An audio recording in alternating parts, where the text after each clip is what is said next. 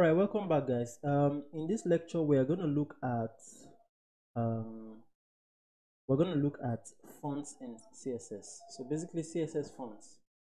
Okay, so to get into this topic, basically what I'm going to do first is I'm just going to Google CSS fonts.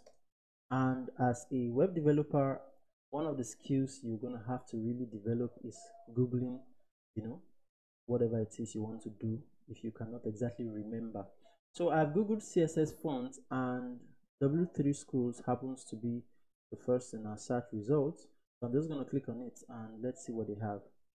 So basically there are two styles of fonts or two kinds of fonts. The first is the sans serif and the second is the serif fonts.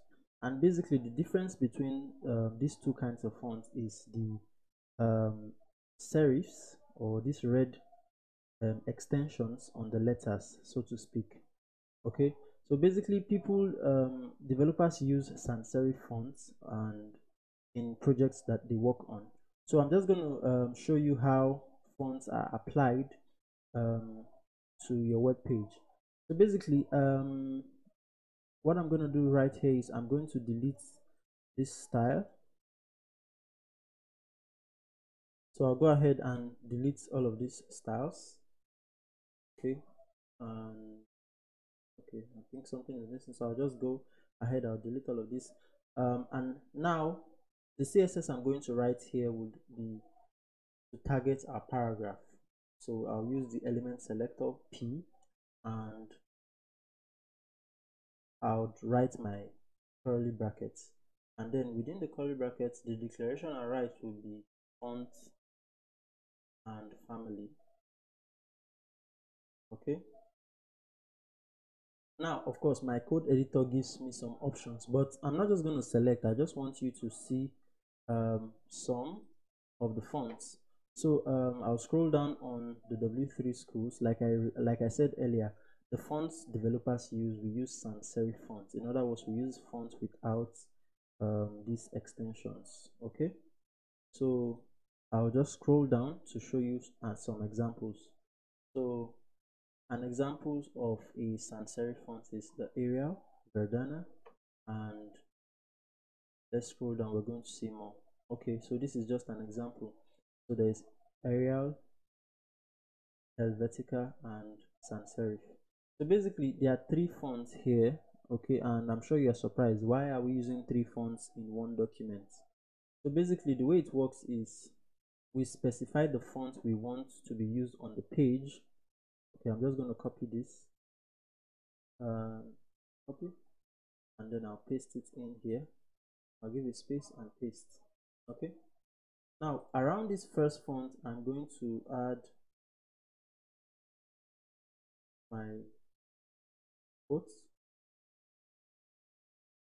Okay, so basically what this means is that I'm telling the web browser that I want to use Arial fonts on my web page, but if Arial font is not available for some reason on the user's browser, these two fonts serve as fallback fonts. Okay, so it will check for Helvetica, and if Helvetica is not available, it will then check for any other sans serif font. So that's how that's what this notation here means.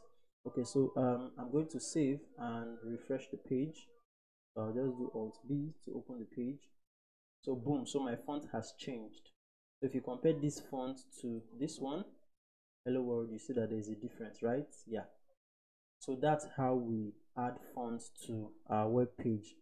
Now there is a service we can use to get extra fonts, supposing we don't quite like the fonts available, and that is Google Fonts. Okay, so I'm just going to close this up and search for Google Fonts. Okay, so let me widen my browser just a little, and then I'll click on Google Fonts. All right, so there are hundreds of fonts that you can use. So all you just need to do is to search for the one you like on fonts.google.com. okay, so I'm just going to choose any one. I'll choose something, special, something unique. So I'm just going to choose this one and I'll select it. So this is what it looks like.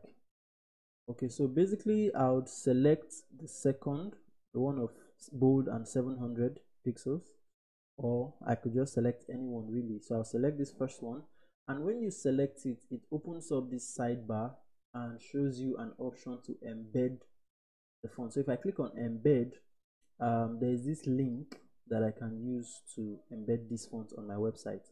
So basically first I'm going to copy the link and you'll see, and then within the head tag, okay, maybe just before the style tag, I will say Ctrl V. So I've pasted in the Google link for that font. I'll go back and so this is the CSS rule I'm supposed to apply.